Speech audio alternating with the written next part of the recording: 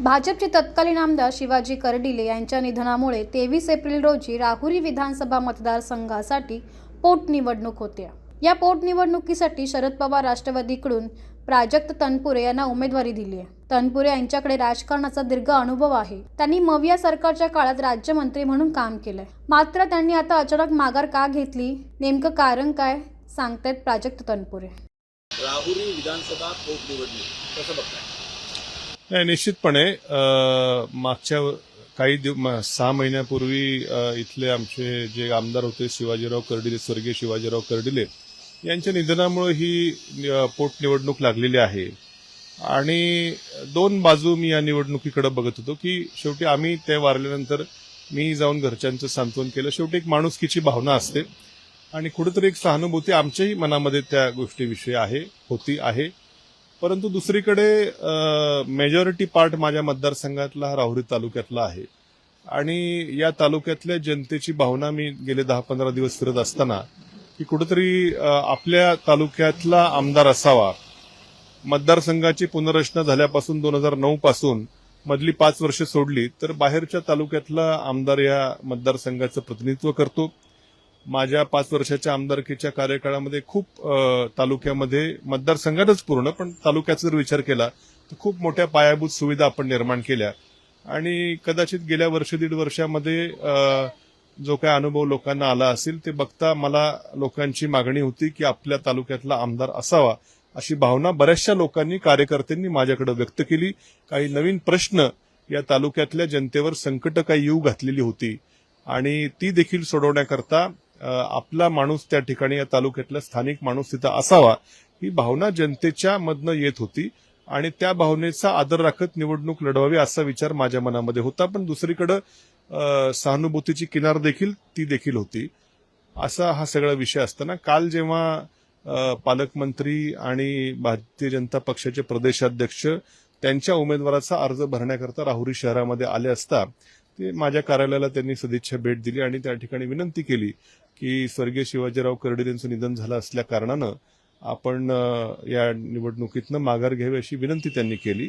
त्यांना माझी भूमिका मी समजून सांगितली की मी देखील शेवटी माणुसकी माझ्यामध्ये देखील आहे आणि कुठेतरी मी निवडणुकी का लढतोय तर या तालुक्यातले जे काही नवीन होऊ घातलेले प्रश्न आहेत, संकट काही होऊ घातलेले आहेत, त्यावर या तालुक्यातल्या जनतेची भावना आहे की आपला माणूस तिथं कुठेतरी अनुभवी माणूस त्या ठिकाणी असावा, ही भावना आहे, ही त्यांच्या कानावर घातली। मग त्यांनी काय नेमके विषय आहेत हे समजून घेतले।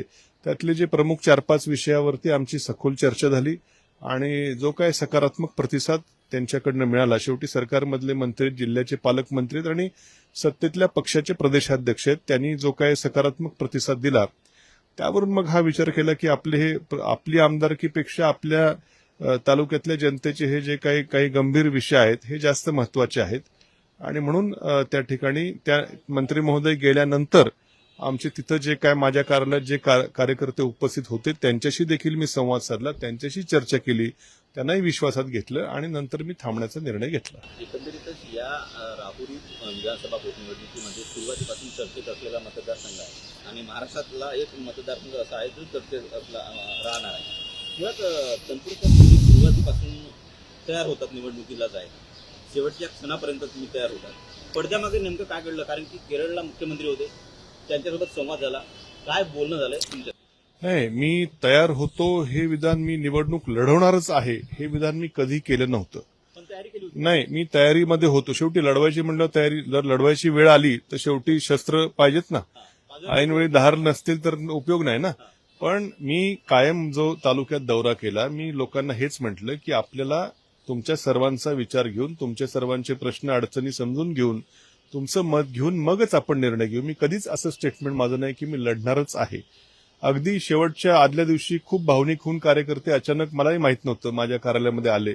त्यांनाही मी सांगितलं की आपलं एक कौटुंबिक नातं आहे, तुमची देखील भावना आहे, सर्व तुमच्यावरही अन्याय होणार नाही, तुमचं व्यवस्थित त्या ठिकाणी आपण अन्याय कसा होणार नाही, प्रश्न आपले कसे सुटतील हा विचार करून आपण योग्य तो निर्णय घेऊ असं मी त्यांना सांगितलं। त्या पद्धतीनेच मी निर्णय तो घेतलेला आहे।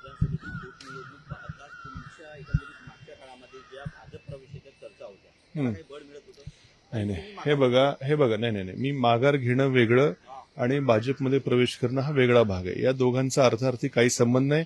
शेवटी निवडणूक असते. निवडणुकीमध्ये आपण कशाकरता लढवतो की मी जेव्हा 5 वर्ष आमदार होतो त्यावेळेस मी अत्यंत अहोरात्र विशेषतः सत्तेमध्ये मी असताना माझ्या मतदारसंघामध्ये इतकी कामं त्या ठिकाणी केली, म्हणजे इतकं इन्फ्रास्ट्रक्चर उभा केलं. अत्यंत प्रलंबित वर्षानुवर्ष रखडलेलं निळवंडे धरणाच्या कालव्यांचं पाणी हे माझ्या आमदारकीच्या काळात मी माझ्या मतदारसंघात आणलं. कित्येक ठिकाणी नवीन सबस्टेशन उभारले, कित्येक विद्युत ह्याच्या पायाभूत सुविधा उभारल्या, शेतकऱ्यांना दिवसा वीज द्यायचे कित्येक प्रकल्प मी त्या ठिकाणी उभारले. शेवटी सत्ता असताना माझ्याकडे आमदारकी असताना जे काही कामं झाले त्यावर फक्त नंतर लोकांना असं वाटलं की आपल्या तालुक्यातला हा माणूस पुन्हा जर असेल, ही भावना होती. त्या भावनेवर फक्त मी त्या ठिकाणी माझा प्रयत्न होता.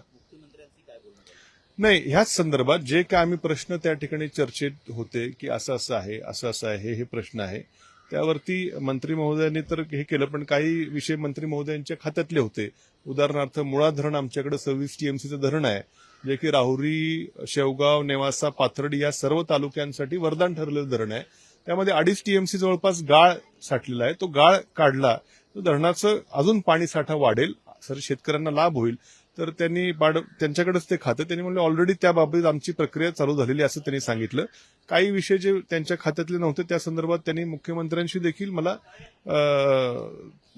हे दिलं, आपलं फोन लावून, हा म्हणजे की असं आम्ही करू, विश्वास दाखवला. मुद्दा असा आहे याच्यामध्ये, एकंदरीत या प्रसंगी बघायला गेलं तर तुम्ही निवडणुकीची तयारी तर केली होती, तुम्ही मान्य केलं. होय, मुळात निवडणूक लढवण्याचा विश्वास किती होता आणि जिंकण्याचा पण किती विश्वास होता, कारण की तुम्ही माजी आमदार आहात, माजी मंत्री राहिलेला आणि त्या एकंदरीतच त्या विधानसभा मतदारसंघामध्ये बरीच कामं तुमची. हो, नाही, शेवटी कसं आहे, मी तुम्हाला सांगितलं हे 2 मुद्दे होते. माझ्या मनातही द्विधा होती, लढवावी का नाही लढवावी. कारण कुठेतरी एक सहानुभूतीची किनार त्या ठिकाणी आहे. त्यांचे वडील वारलेले आहेत, ती सहानुभूती त्यांना आहे. त्यांनी या मतदारसंघाचा जो पुनर्रचित मतदारसंघ आहे त्याचं 2दा आणि आता 3ऱ्यांदा ते निवडून आले होते, 2दा प्रतिनिधित्व त्यांनी केलं होतं. त्यामुळे कुठेतरी एक सहानुभूतीची किनार. आणि दुसरा भाग होता की हे प्रश्न काय आहेत हे आपला स्थानिक माणूस सोडवेल अशी राहुरी तालुक्यातल्या आमच्या कार्यकर्त्या जनतेची अपेक्षा होती. यावर मी तयारी करत होतो आणि जेव्हा असं विचारलं त्यावेळेस मग ते थांबवलं विषय. आता एकंदरीतच आता तुम्ही तर माघार घेतलेली आहे, आता गोविंदराव मुखाटेंना संधी दिली आहे, हो. राष्ट्रवादी काँग्रेस पार्टी, शरदचंद्र पवार पक्षाने हो, पक्षाचा कोणत्या पक्षाचा प्रचार करायचा किंवा त्या अनुषंगाने काय सांगा? नाही, हे बरोबर आहे. हे माझ्या दृष्टीने मोठा तसा किचकट विषय आहे. कारण की ज्या प्रश्नावर निवडणूक लढवायची होती ते प्रश्न सोडवण्याचं जर आश्वासन मिळालेलं असेल तर पुन्हा म्हणजे ते पण मंत्री महोदयांनी माझ्या कार्यालयात येऊन जर मला त्या ठिकाणी विनवणी केली असेल आणि त्या प्रश्नांवरती त्यांच्या विश्वासाला मी त्याच्यावर विश्वास ठेवला आणि जर माघार घेतली असेल तर शेवटी ते तालुक्यातले प्रश्नही मला तितकेच महत्वाचे आहेत. म्हणजे एक तर विषय इतका गंभीर आहे की आमच्याकडं मुळा धरण आहे, मुळा धरण, त्या मुळा धरणाच्या परिसरातली जी काही गावं आहेत ते ऑलरेडी काही विस्थापित गाव आहेत, काही ठिकाणी बोटीतून बसून अजून जावं लागतं, अपघात होतात. अशा ठिकाणी त्यात ते के रेंज म्हणून फायरिंगचं एक हे आहे संरक्षण दलाचं, त्याचंही ऑलरेडी तिथं कुठला नो डेव्हलपमेंट झोन आहे. आणि त्याच्या पुढे जाऊन आता अम्युनिशन पार्क म्हणजे दारुगोळा साठवणूक केंद्र त्या ठिकाणी होऊ घातलं अशी पत्र आमच्या हाती सरकारची लागली होती, पत्रव्यवहार. त्यामुळे तिथला शेतकरी हा भयभीत झाला होता. त्याच्या पुन्हा एकदा पुनर्वसन व्हावं, पुन्हा एकदा कुठतरी हलवावं, ही मोठी प्रपंचावरती कुऱ्हाड कोसळली असती. पुढच्या कित्येक पिढ्यांचं भवितव्य अंधारी होतं. त्या प्रश्नावरती अत्यंत सकारात्मक मला उत्तर मिळालं की आम्ही हे होऊ देणार नाही. असं जर असेल तर आमच्या शेवटी लढायचं कुणाकरता, ज्यांच्याकरता लढतो त्यांचे प्रश्न जर सोडवणं होणार असेल तर मग शेवटी माझ्या आमदारकीपेक्षा त्यांच्या जमिनी वाचणं, त्यांचे प्रपंच वाचणं ही जास्त महत्वाची गोष्ट मला वाटली. यातला दुसरा काही किनार त्या ठिकाणी कुणी काही म्हणत असेल, अजिबात त्या ठिकाणी दुसरी कुठली किनार नाही. शेवटी त्यांच्यावर विश्वास ठेवणं आज मला भाग आहे. जर नाहीच जर हे झालं तर पुढच्या निवडणुकीला मी सामोरं जाणारच आहे. त्यामुळे हे पक्षाचं काम करणं हाही तितकंच महत्वाचं आहे. शेवटी पक्षाचे विचार आहेत, पक्षाला मानणारा वर्ग आहे आणि हे इकडं शेवटी ज्यांच्याकरता पक्ष आहेत ती लोक देखील आहेत.